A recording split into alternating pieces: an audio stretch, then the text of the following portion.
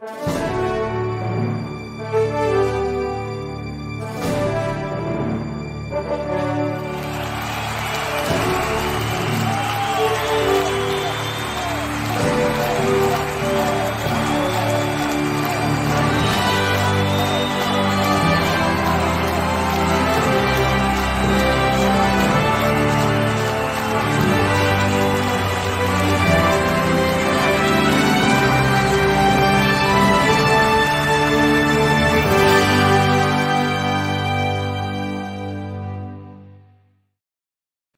everybody. It's Dr. Ruben West, and welcome to the first edition of Voices of Change, where we interview powerful, forward-thinking individuals for our ideas, for concepts and suggestions on how everyday individuals like myself can make a change. The first thing I want to do is introduce our guests.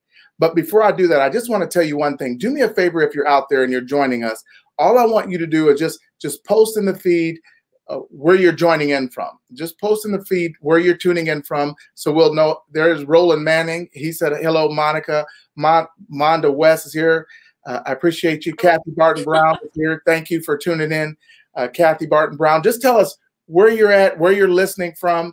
And then even if you're listening to the replay, still put it in there because we'll go back and check this out. Monda West says she's listening from Top City. I appreciate it. Danielle Ortiz said, hi, Monica. Kathy Barton Brown, Flint, Michigan. Thank you, Kathy, for tuning in. Roland Manning said, Myrtle Beach. Well, I'd like to be there right now. Dakisha Williams said, hey, Monica. Hey, Dr. West. Thank you for tuning in, Dakisha. I appreciate you. She's in Richmond, Virginia. I appreciate you. Kim Schimmel said she's tuning in from Topeka, Kansas. Saucony Prince from Mobile, Alabama. Man, this is great. We appreciate the love. Again, if you're joining us, just let us know where you're tuning in from. Dr. Adria Ludster, I think she's in Atlanta. Craig Grubbs said he's in San Antonio. Thank you for tuning in. Paul, that's my dad, your grandfather. He's in from Topeka, Kansas.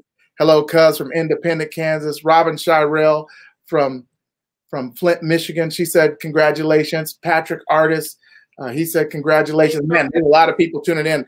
This is going to be great. Kathy Barton Brown, Monica said, you look beautiful. I agree. Corey Briggs, Savannah, Georgia. He said, say Monica, BSN. I love it. Patrick Artist, Woodridge, Virginia. Tracy Ward said, Illinois. She's tuning in from Illinois. Now, first of all, let me go ahead and get started while you're here. Thank you for tuning in. I'm going to introduce Monica. Monica is Monica West, BSN. Now, if you catch that last name, it's the same last name as mine. And yes, this is my daughter.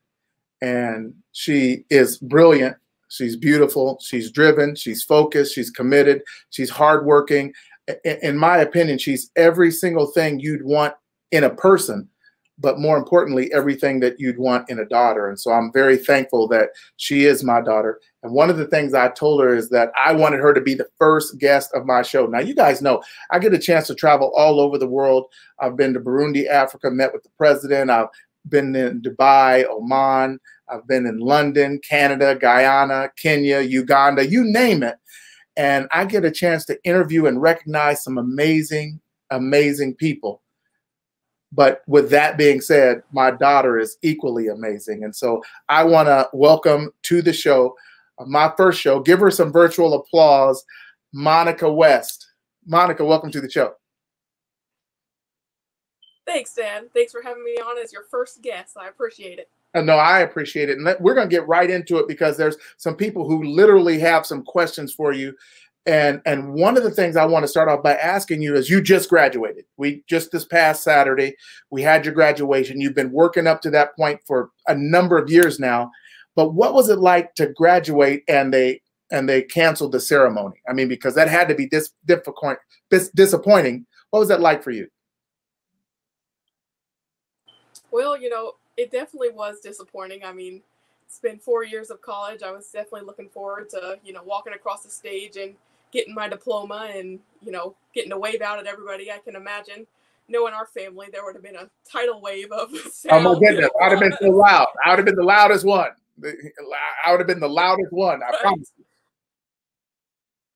I'm sure. But, it definitely is disappointing, but at the same time, I understand the perspective of, we have to keep everybody safe. And, one, a graduation ceremony or, any other event really isn't worth somebody's life. Especially with me going into healthcare, I can definitely understand how it really is a life or death situation. So, the disappointment is there, but, it's not going to stop me from, getting my diploma. It'll just be in the mail at some point, and, I'm Right. still graduated. So, kind of going with the flow of the situation.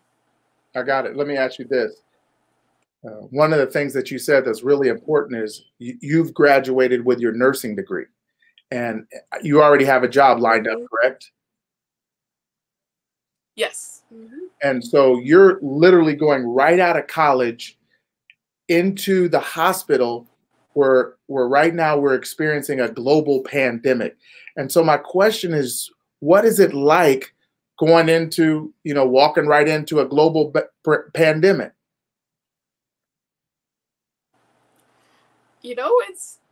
It's definitely kind of nerve wracking. I mean, just in general already, going into the healthcare field, I mean, you see a lot. I'm going into the progressive care unit, which is like a step down from the intensive care unit. So still some critically ill patients. And, I wouldn't be surprised if I saw some of the patients who are suffering from COVID-19. And, it does make me a little nervous. Obviously I want to do the best I can for them. So luckily I was able to have my capstone experience, which is like a kind of a final clinical 144 hours, so 12-hour shifts Mm. in the intensive care unit of the hospital that I'll be working in. And so that was definitely a great experience to kind of get my foot in the door and realize, how serious it can be, but also, the camaraderie and, having people to support me. And I know those people will still be there once I start working as the nurse and not just as a student. That makes me feel a lot better about it. And, like I can make a difference, even if, we are in a pandemic. Now, let me ask you this, uh, and there is no right or wrong answer, but if you knew that the pandemic was waiting for you, let's say we go back 2 years before you started nursing school, you got accepted in the nursing school, and you knew that there was going to be a global pandemic, do you think you would have still went into nursing? Oh, absolutely. I mean, nursing is my passion and it's what I've wanted to do. And honestly, this is going to be a crazy story to tell one day. So, I, it wouldn't have changed my thought process of going into nursing at all to have known. Well, let me ask you, why did you choose nursing? Well, for those of you who don't know, my dad used to work in surgery, and I remember us at Right. one of your old houses. We would watch those like, cadaver videos because you were learning how to learning watching for surgery the next day, and we would sit there and watch. And it was always just something that more fascinated me than freaked me out, which probably would for most people. Exactly. And my mom also works at the hospital, so they're just kind of a bit of a legacy there. I mean, neither of them are nurses, but when my brother Jake was born when I was 9, oh, he's 13 now. I remember visiting him in the hospital and just being impressed by the nurses who were caring for him and my mom, and thought that OB nursing was what I wanted to do, and kind of quickly changed my mind on that, but Yeah. realized I definitely had a passion for nursing and for healthcare and helping people, and thought that this was a great route to go for me. Now this is important, something that you just said, and that was that originally you wanted to be a OB nurse. I mean, from when I could remember, you said that you wanted to kind of go into like a nurse practitioner, a WHMP, a women's health nurse practitioner, and work for an OBGYN. And you said that for years and years and years, and you were focused on that. And then one day you changed your mind. I remember the phone call. What was it that changed your mind? Well, I decided to do some volunteer work in the labor and delivery department in the breastfeeding clinic, and just kind of was like, I don't know for sure about this. And so started kind of researching some other avenues. And I remember my sophomore year of high school, we had to do a project like looking up possible career avenues. And I'm fairly certain all mine were like 3 different kinds of nurse or something, but Right. I was looking at nurse anesthetist, and that's kind of what I've had my sights set on now for a while. That's who's in the operating room and puts patients to sleep and wakes them up, hopefully, and also can do epidurals and things like that. And that kind of just drew me in a little bit more, especially when I was in level 2 of nursing school. I actually got to watch a birth, and it really definitely put me off. I could probably never see that again, and it would be totally fine. So once you saw the birth, you knew for sure that that wasn't for you. Oh, definitely, yeah. Yeah. And really, that's a lesson out there for someone. You know, there's things that you may have thought you wanted to do, thought you wanted to be, but until you go do it and try it, you may find out that that's literally not for you. Let me ask you this, Monica. Right now, when we look at nurses, first responders, and individuals like that, just everyday individuals, they're now our heroes. I mean, where we used to focus most of our attention when we talk about heroes on athletes and movie stars and things like that. Now it's the first responders and the nurses that are saving lives and risking their lives every single day when they go into work.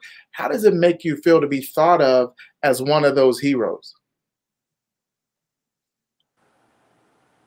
Well, I think that, I mean, I wouldn't necessarily say it about myself, but I think that it's a well-deserved title. I mean, we're in a time that nobody really saw coming. I mean, it's, 100 years, been 100 years since we've had a pandemic like this. So it's just kind of crazy. And I mean, a lot of people are stepping up, and I've seen a lot on social media and different things about, nurses and doctors and things like that they signed up for this. But, really, I mean, we didn't necessarily sign up for some of the ramifications that are coming with this, like decreased protective equipment and things like that. So I do think that those people are heroes, and I'm not quite sure whether I've gotten there yet. I mean, I got my foot in the door, but not quite started my job or anything. But I mean, I, take the title if it's bestowed upon me, and I'll do my best with that. And obviously, trying my best to take care of patients and families as well as I can. Yeah. Now, let me ask you this. How important is being a role model for you? I mean, because you have 4 younger brothers that look up to you, right? And so, you're their big sister. How important is being a role model for you? It's very important. I mean, obviously, you guys can tell from that picture, I'm the queen of the castle around here. She said she's the queen of the castle, huh? It's something that, kind of has always been on my mind. I mean, Spencer and I are 18 months apart. So, I've always kind of had somebody that I was striving to do my best for, so he could see, of course, that it's, appropriate to follow your dreams no matter what they are. And my other 3 younger brothers, they're younger. And so they really, are looking up to me, and I feel like a different way than the relationship that Spencer and I have. But it is really important for me to be a role model and to show them that, anything's possible, of course, kind of within reason. I mean, I wouldn't go be a mathematician because that's not really possible for me, but it's appropriate to follow your dreams. Anyway, it's appropriate to follow something that you really have a passion for. Right. And, that's how I feel about nursing. And so, I've always tried to be the best role model I can be for them. Now, at Washburn, they had the Leadership Academy, and that was mentoring the incoming high school students, correct? It was mentoring students who were going into their junior year of high school, and it was students from Shawnee County, so that encompassed 6 high schools in the region. And you signed up to be a mentor, the Leadership Academy, right? Mm-hmm. So 2 things. Number 1, what made you want to do that? And then number 2, what was your greatest experience out of that? Well, I am a part of, I guess I'm graduated now, but I was a part of the Leadership Institute at Washburn, which has both a co-curricular and an extracurricular side. And I was getting my leadership minor through that institute. And so, I got emails from them. And one day that an email came about the High School Leadership Academy, that they needed peer mentors to sign up. And it had, kind of a list of duties and what it was about. And, it really just kind of piqued my interest.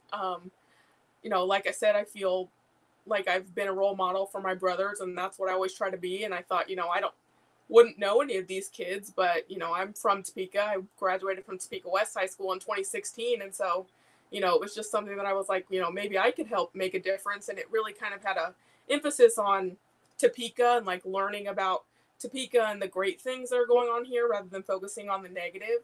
Right. And I'm from Topeka. And so I, just decided to sign up. And it's kind of one of those things where it's like, well, I guess if I don't get it, then I don't get it, because it was a competitive interview process.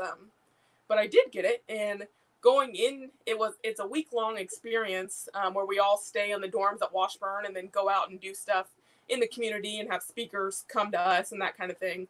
Right. And, going into the first week, I was definitely pretty nervous. I mean, there were 10 of us peer mentors and then a fellow who kind of ran the whole thing, and then the faculty members from Leadership Institute. And it was people that I knew and liked, but we weren't necessarily, the closest of friends. But I mean, by the end of the week, we definitely were, and, just had a lot of fun and got to learn a lot. And I would say, that second week that I did it, so the next summer, it was, even more impactful because I kind of knew more what to expect. The first time I just kind of, thought this interests me and kind of went in blind. But the second time, I think they sent out the applications and I filled mine out like the same day, basically. Right. I knew, it was something that interested me to do in, and just felt, more comfortable. And so more able to kind of come out of my shell and make a connection with the students, which I think is, what really was my favorite part about it is, even if it's just for a week, I mean, you never know what impact you can have on somebody's life in that short of time. So,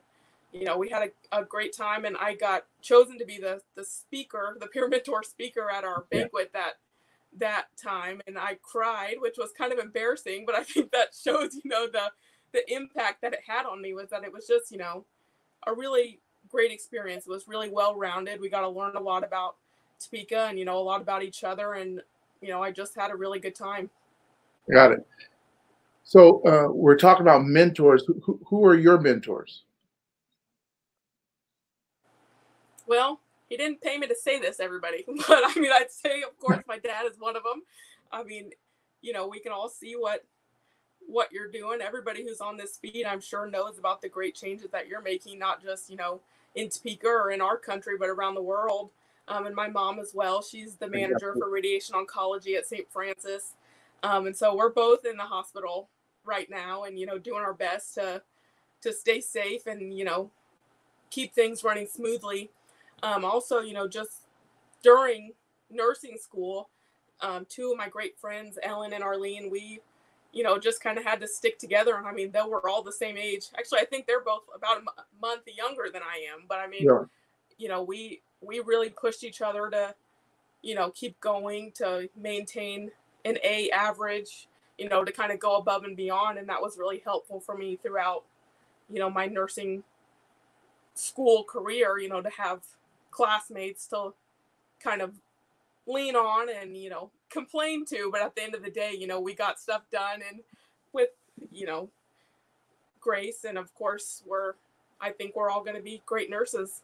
So, yeah. And then, faculty members as well at Washburn School of Nursing, just were helpful to me in, deciding that this definitely is the path I want to be on. I mean, of course, everybody has their times of doubt. And there were times where I was like, not that I didn't think it was for me, but I mean, it's tough. It's a tough specialty to go into and a tough program. And, just having people support was always helpful for me.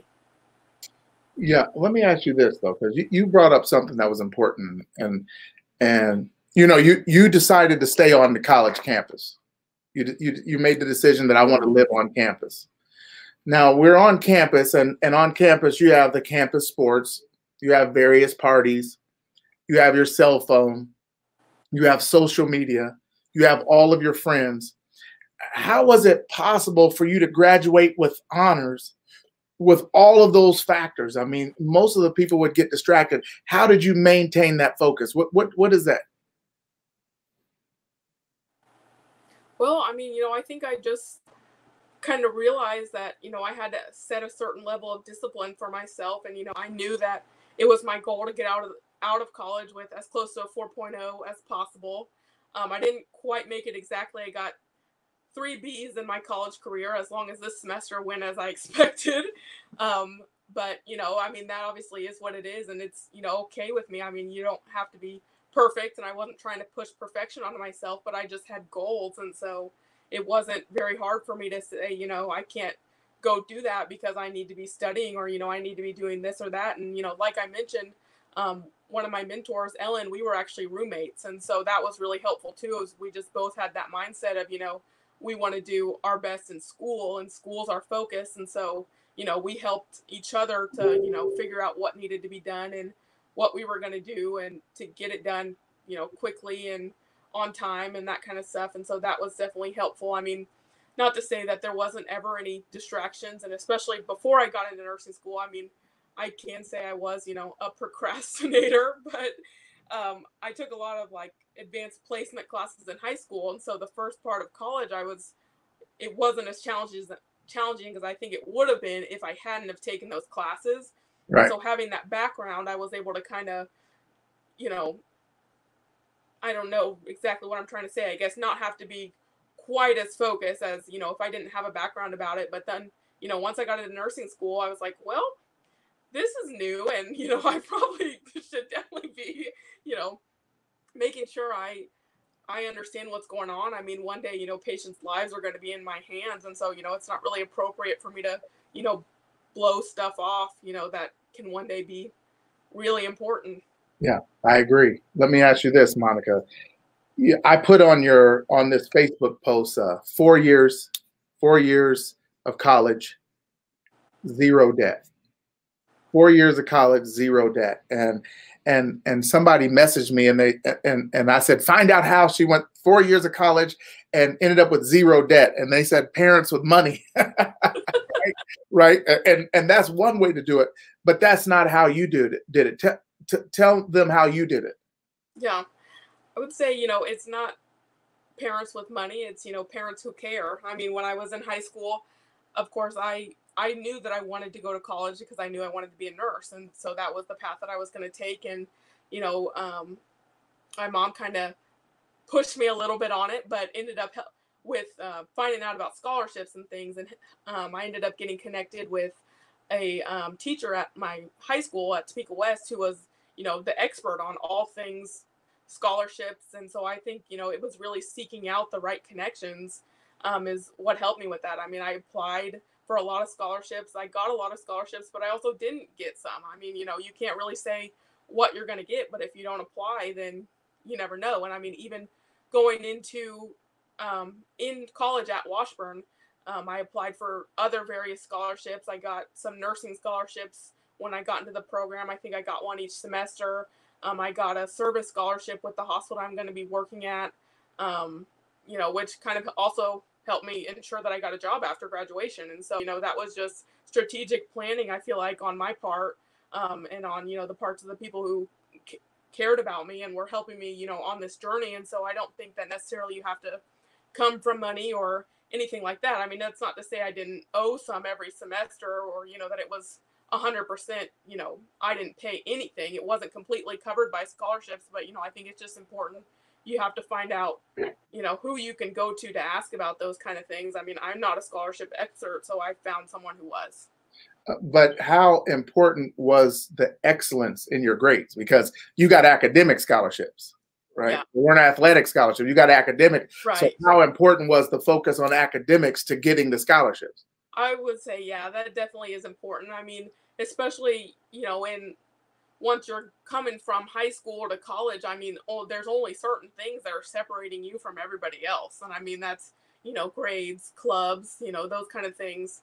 But there's not necessarily one big overarching thing. And so you just kind of have to, be on your A game on everything. And so, it was always important to me throughout, all my schooling, probably from kindergarten up, but especially in high school. I mean, to just be on, doing the best that I could with those grades, because I knew that it wouldn't matter one day. And, it may not seem like it as a freshman, but, once you're a senior and other people are beating you out because you had a lower grade point average than them, I mean, that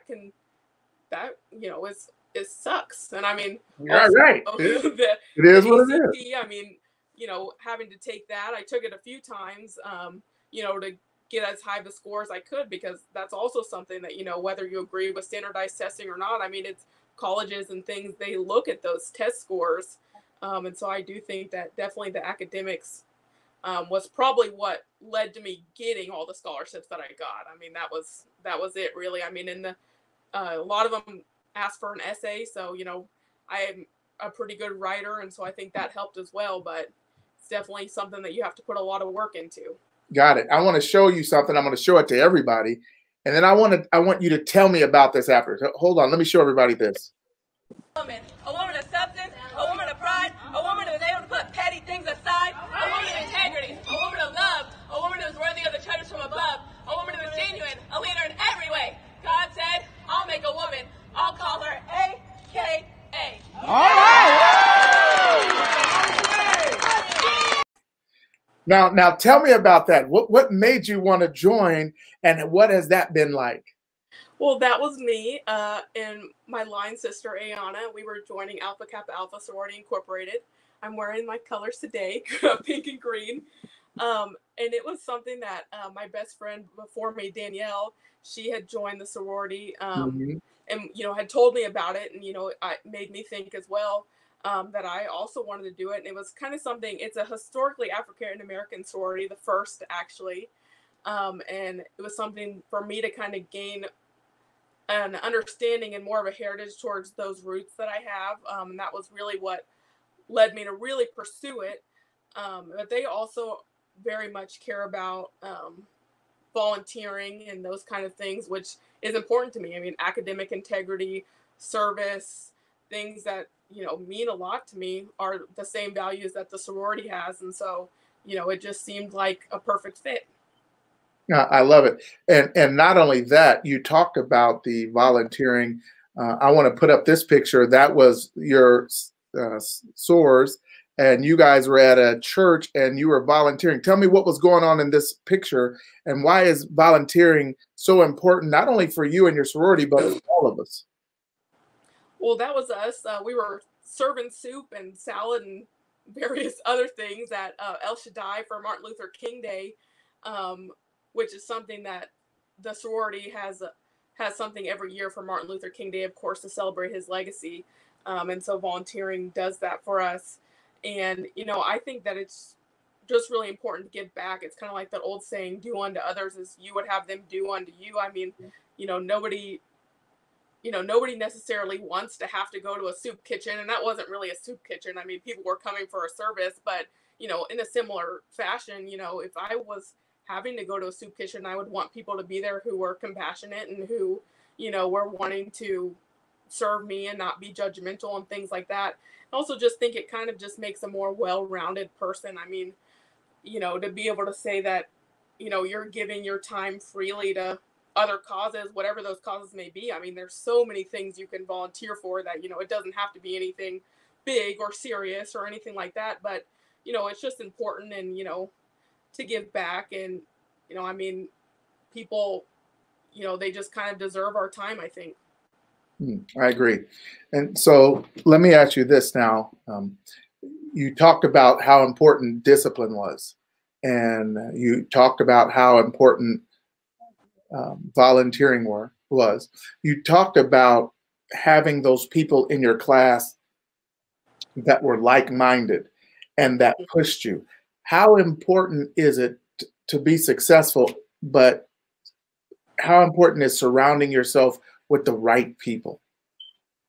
Oh, I think that's, one of the most important things. I mean, it's impossible to get, I think reach your goals if you don't have people who are rooting for you and, not just rooting for you, but kind of pushing you to succeed and, encouraging you to get things done when maybe you don't really want to. I mean, there were times when I was like, oh man, I mean, we could just take the 89 or whatever, but, it was something that, deep down, of course, I didn't really want. And, my friends were like, no, we really can't. Like, let's, we just got to keep pushing and, do what needs to be done. And, you have to have those people in your corner.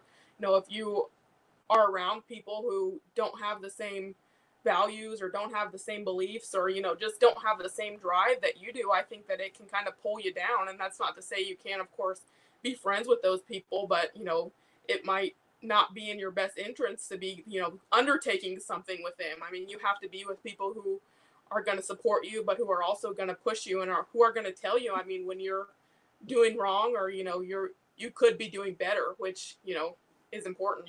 Yeah. Let me tell you one of my proudest moments. And this is for everybody listening. I live in Bloomington, Illinois. Monica's at Washburn in Topeka, Kansas. I drove 6.5 hours to Topeka, and I called her on the phone and asked her what she was doing. And I don't remember what she said. And I said, "Hey, Monica, I'm in Topeka, and I wanted to see if you wanted to go to get dinner because I'm in Topeka. I'm your dad." And she said, "Hey, Dad, I'm glad you're in Topeka. And I'm glad you're safe, but we have this homework project that we're committed to, and so I'll have to take a rain check." And that moment when I realized that, see, most people succumb to the pressure of a situation. Number one, I never pressured you because I want you to do what you feel like you're supposed to do, and I don't want to be the reason that you're not successful or you didn't reach the level that you want. But what I thought it showed was a certain levels of maturity for you to say, as much as I would want to do it, I've made a commitment to the people that I'm working with, and I'm going to decline and give you a rain check. What was it that made you say that? Because that was powerful for me. Well, I mean, I've been in those groups definitely where, people just don't pull their weight, and I never, want to be that person. And so I think in that situation, it was just, I've already made this commitment to the group, and, it's something that I have to see through. And I mean, as much as of course I wanted to see you in that moment, it's just something that was important for me to, see through. And I always think, or I guess I've always thought while I was in school, it's just, I never know what I'm going to be learning in this second that could affect a patient in the future. And so didn't seem appropriate for me to step away and, possibly miss something that could be important, or, make it seem like, I didn't care about what the group was doing, even though I'm sure they probably would have understood. It just wasn't something that I felt comfortable with. What do you say to people that say, but yeah, but that's your dad, and yeah, but you should have stepped away, or, because there's a lot of people that succumb to peer pressure, and not just for peer pressure, but just pressure that people who want them to do a certain career, or people that want them to go in a certain direction, or people that want them to spend time with them because they're comfortable with it and it makes them feel comfortable. What do you say to that person who's on the fence like that? What would you tell them? Oh, I think I'd tell them, something that has been hard for me, but that I've kind of learned is like sometimes you have to say no. And, it doesn't matter who that person is to you, whether that's your dad or your teacher or your significant other or, whoever it is.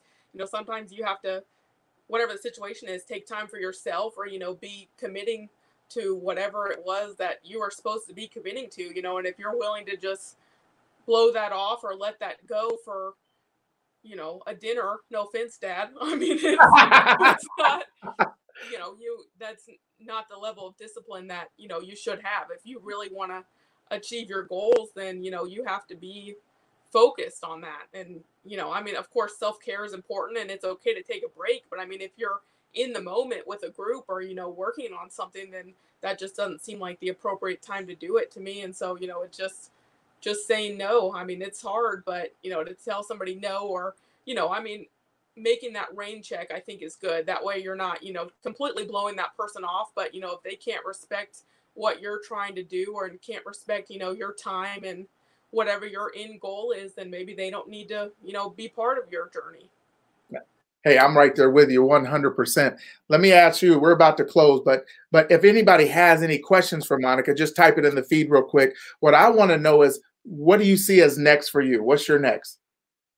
Well, I'm taking the NCLEX pretty soon, which is the National Licensure Exam for Nurses. And so, of course, hoping to pass that, and that'll give me my RN title. And so then I'll be Monica West, RN BSN. And I should be starting at the hospital here before too long, like I said, in the progressive care unit. And, I think just kind of getting my footing there is what's next for me. I mean, I do have some more goals down the line, but, right now it's just important for me to, care for those patients who are coming in, whether they're victims of the coronavirus or whatever it is. I mean, that's what's important. And, I'm hoping to, build camaraderie with my coworkers and, just kind of start chugging along. I want to, your uncle, Robert, he said, He said, that's very mature of you to turn down dinner with your dad. I believe you realize that success never goes on sale. You always have to pay full price up front and in advance. And literally that's what you're living. I mean, Right. you've maintained an A average all through high school. Now you went into college. You're up there at the A level. Graduated with honors, but you also received they gave out 5 special awards to the 80 plus nursing graduating students.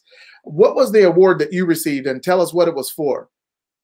Um, Now I can't remember the exact name, but I know it was for basically being kind of a leader and, you know, having the enthusiasm for nursing, having a passion for it. And it was something that I wasn't really expecting. We were all watching the graduation on the TV in the living room, and my mom and my stepdad were watching on their own personal devices as well, and theirs was a little bit ahead of mine. And so my mom said something about, you know, Monica, this one might be you, which made me think, okay, it probably is, because she's seeing the feed a minute or so ahead of when I was seeing it. Right. And of course, I was grateful to receive that award, and you know, it really for me just, you know, made me think, you know, that's kind of nice to be recognized, because of course that's always something that I'm striving for, is, you know, to be a leader. And you know, I do have a lot of passion for the profession and for the patients, and you know, just something nice to be recognized for. Um, Now, obviously, I'm here with you. So when you see my name on the screen, that's your younger brother, Robinson. And he said, Monica, you're a very smart woman. I believe that you have a great future. I love you, from Robinson. So that's not me typing that. That's my son, Robinson, typing to his sister.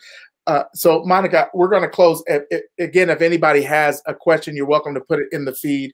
I want to ask you, as you look back now, like literally you're walking into your profession, you know, there was no graduation. It didn't stop you from, there was no ceremony, but it didn't stop you from graduating. But as you look back now, what do you feel like the greatest lesson you learned in nursing school? Not the nursing lesson, but the greatest lesson you learned from nursing school? Um, it's kind of a hard question. I mean, I really think it probably came out of this whole situation that we've all been going through, is just the importance of, you know, being flexible, and, you know, not letting anybody, you know, keep you from your dreams. I mean, not that, of course, the coronavirus isn't a person, but, you know, not Right. let, you know, no ceremony or, you know, any disappointments keep you from pushing towards what you want to do. And I mean, there have been moments in school, nothing ever, you know, super serious, but where I've thought like, oh my gosh, this is difficult, or, you know, this Well, is because, crazy, or, you know, right this. now, Danielle Ortiz said, what was your worst moment? And you're saying, oh my God, this is difficult. What was that thing that was so difficult, or your worst moment? What was it? um, I'd say it's just, you know, it was kind of a learning curve just coming into it. And, you know, I didn't have any healthcare experience at the beginning, coming into the program. And so it was just a lot of like up front loaded learning. And people said, you know, well, it's a level system. And so I just graduated. So I was a level 4. You come in as a level 1. So obviously there's levels 1 through 4. And, you know, after I kind of got the hang of it at level 1, it was, you know, fine. And I did well and I really enjoyed it. And then people said, okay, level 2 is the worst. Like level 2 is the worst level. So you get there, we're in OB, which I already told you was an interesting experience for me. And I think, you know, OB was hard because it was, you know, I mean, I have 4 younger brothers, but don't have experience with all of that. And so it was a lot to learn, and a lot that was very, very new. I mean, you know, stuff that I'd never even heard of before. You know, we're also in Med Surg 1, which was, of course, also a really loaded class, learning a lot about different body systems and stuff. And people said level 2 is the worst. And then we got to level 3, and it was like, well, this is kind of hard too. They said level 2 is the worst, and this is kind of hard too. And level 3 was more, it was just kind of a lot more papers and things like that. And, you know, I was like, well, who said it was level 2? Because I don't like this one really. Like, what's happening here? And then we got to level 4, and it was like so much group work. Yeah. And, you know, I don't mind being in a group, but it was so much group work. You know, it was like three or 4 separate projects that were all based on a group. And, you know, it's difficult. I mean, to be in a group, even if you're in the world's best group, I mean, you know, nobody's perfect every day. And so it's hard to have to line up. You know, I think it was 7 or 8 of us, so it's hard to have to line up schedules. And we only had class on Monday and Friday, but we all had, like various clinical things and other, stuff going on. And so I think it was just, oh, sorry, one of my brothers. Hey, I'm on a call. I'm on a call. Sorry, you can see that. That's where the distractions come in. But, I guess every semester going, finally making my way back to Danielle's question was just that, each time it was kind of like, well, they said that this one was going to be bad, but I see stuff I don't like about this one. And so it's like, Right. kind of finding new things that you don't really like, but of course you have to do it anyway, to get through the schooling. It wasn't necessarily one experience, but I mean, that was kind of difficult, just, realizing that there's something you're not going to like about every semester. And I mean, there's something, of course, that I loved about every semester, but. And in that life, I mean, then there's something that you're always not going to like about life, but it's just life, and you have to take it as is. So Coney Prince wanted to know, what would you give, what valuable advice would you give to the younger generation? Now, you're only, what, 23? 22. So the younger generation, but what valuable advice would you give to, high school students or junior high school students, junior high students? I think I would just tell them, to follow what you're passionate about. Luckily for me, I kind of figured that out. I mean, early. I knew that I wanted to be a nurse for a long time, and so it was never something where I really ever had any doubts. I mean, of course, nursing is a profession too, where you can change the route you're going in really at any time, which can be difficult with other things. Right. But I would, just tell those younger people to really find what your passion is and stick to it. I mean, if you really want it, then go for it. Don't let anybody stop you. And that is going to take a level of discipline, huh? Right, for sure. Yeah. Dr. Adria Luster in Atlanta, Georgia, she said that you're an extraordinary young lady. Please don't forget to reach back and inspire others. She said she knows that a lot of young ladies could benefit from your mentorship. Do you have any plans to continue the mentorship tracks that you've done? Any of the things that you've done? Nothing through Washburn, just because now that I'm a graduate, it's not really in the cards for me anymore. But, I'm definitely, interested in, talking to younger people. And, I mean, I have my brother, so that'll right for a while. I mean, Rob's in elementary school, so I think I'll probably be here as a mentor and a role model for a long, long time. But, going into my job at the hospital, I'm hoping to find a mentor there, and then, down the line, I would love to be able to mentor somebody else in the profession. I love it. Well, this has been Voices of Change, where we look for leaders around the world to get insights, ideas, and concepts that we can use to change the world. Our guest today is Monica West, BSN, soon to be Monica West RN. Fingers crossed she takes her test on this Friday coming up, which will give her her registered nurse title. Monica, for the people who are listening, and first of all, before I even go to your final comments, so just get ready for that. I want to just thank you for tuning in, everyone who took the time to tune in. Here's what else I want you to do. If you know a young person that could benefit from this wisdom, because so many times nobody tells us that it's hard. So many times nobody tells us that there's going to be people that you have to say no to. There's going to be times that you have to say no, even when you would have rather said yes.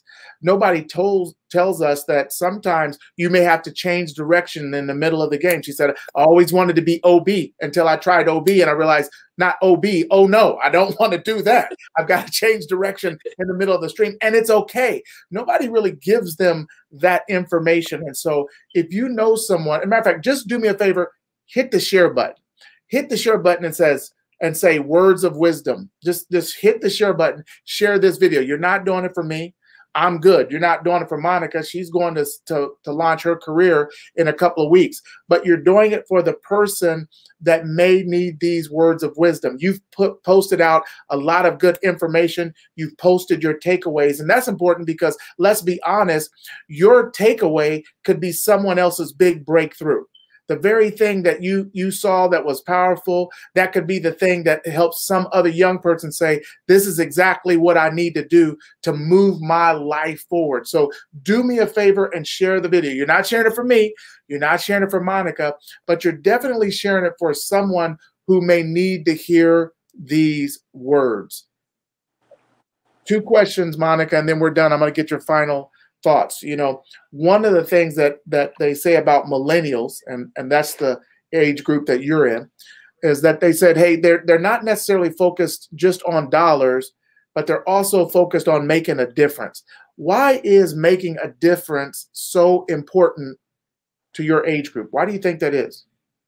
Well, you know, I can't necessarily definitely speak for everybody, but I mean, I think that we've just seen, you know, age groups ahead of us who have had more of like a money focus, and, you know, we've seen things kind of come down on us that, you know, we weren't necessarily expecting, and that haven't, you know, been anything that we've necessarily done, but we still have to deal with it. And so, you know, I think that for us, it's more important to kind of come together as, you know, a community, and, you know, support each other rather than, you know, everybody kind of taking their own piece of the pie and leaving some other people with none.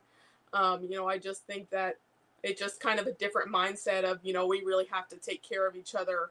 And that has kind of come up more with the millennial generations and the ones, I guess, younger, more than it was with, say, the baby boomers. Right. And one of the concepts that everybody says is that millennials are lazy, that they don't like hard work, that they don't have discipline. I think two things, especially in this interview, you've proven that wrong. You're not lazy. You do work hard, but why do you think they get that rap? Why do you think people think that? You know, I think it's just because, I mean, we're kind of living in a different world. I mean, things are more expensive, so more people are having to stay at home. I mean, as you saw, one of my brothers tried to come in. This is a room that I on and off share with my 13-year-old brother. When I'm home, he doesn't stay in here, and I do. I mean, so, you know, it's just kind of hard to, you know, really branch out on your own these days when you have to have that dollar. I mean, and more people are caring about really following their passion. And sometimes what you're passionate about is not really what's going to make you any money. And so I really think it's just a skewed like misconception about millennials. I mean, there's people like that in every age group, but it's, you know, unfair to lump a whole generation of people together and say that we're lazy. I mean, you know, I would say that, you know, most millennials are probably really hardworking, but it's just harder these days to get where you want to go without, you know, being in debt or, you know, having to, takes sacrifices, and sometimes those are hard for people to make. And so maybe, you know, people aren't being able to go to school as they would like to, or, you know, pursue a certain job and things like that. And don't you think that, I think one of the things they're looking at is, I think they mistake the millennial mindset or the millennial work ethic for the advances in technology. I mean, when I was younger, the biggest advance that we got at our house was we got the Encyclopedia Britannica.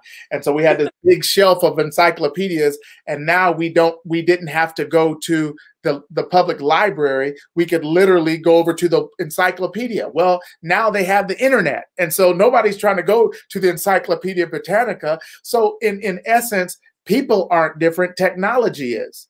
Right. And I think you guys have access to a level of technology that none of us have ever experienced, none of us have ever grown up with. And so it makes it seem like you're lazy. But I would know that everybody uses whatever level of technology is available for them at the time. You know, so if it's a phone and you can pick up the phone and look it up on your phone, well, guess what? I'm not running to the library to look it up. I look it up on my phone too. So I think that's important. Listen, we could go on and on. I just want to say I'm proud of you and I love you. You know, I remember the day you were born, the literal day you were born. I was right there and I saw you and I was like, my God. And so I understand why you don't want to do OB. I thought the same thing. I was like, my God, what is that? But I remember that day. But never in my wildest dreams did I imagine this day. Never in my wildest dreams that little baby that I used to hold in my arms would be sitting on my first international global show, Voices of Change, being interviewed after she just graduated college with a nursing degree. Never in my wildest dreams. Most parents are so happy when their kids graduate college, and trust me, I am so happy. But at the same time, I get nervous when I have to think about you going into the hospital wearing stuff like this because of COVID-19. You know, it bothers me too. And so it's a bittersweet experience to see you mature and to grow and to develop and move on and do these things. So I just want to tell you, I'm so proud of you. I know this is only the beginning. You're literally setting the standard, and you make me want to be better. You make me want to continue and grow and develop. And so what I want to ask you, there's people on here. What are your parting thoughts? If you had to leave them with some closing words, just some words of wisdom from Monica West, BSN, almost RN, what would you say? Oh, well, firstly, I just want to tell everybody thanks for tuning in, and thanks for all your comments, and, thanks for having me, Dad. And to everybody out there who's listening, I just say somewhat of what I said earlier, it's really important to just follow what you want to do. Don't let anybody stop you. If somebody's not going your way, then I guess it's time to drop them, no matter who that person is. And also, it's really important as well to give back to others.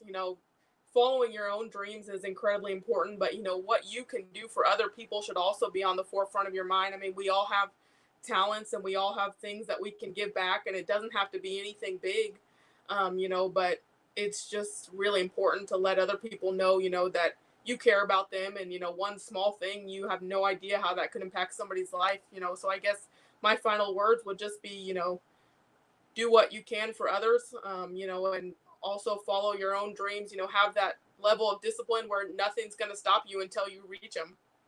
I love it. Well, there you have it, ladies and gentlemen. It's Dr. Ruben West with Voices of Change. My daughter, my amazing, beautiful, intelligent daughter, Monica West, BSN. And listen, we're all finding ways to survive during this pandemic. And here's what I want you to know. Everyone can make a difference. Like she said, you can find a way to give back. It doesn't have to be a big deal. It could be something small. Remember, to the world, you may be one person, but to one person, what you give, what you share, what you do, that very thing may be the world. It's Dr. Ruben West on Voices of Change. Tune in next week when we have another powerful interview. And remember this, you may not know a voice of change, but you can always be one. Until next week, thank you.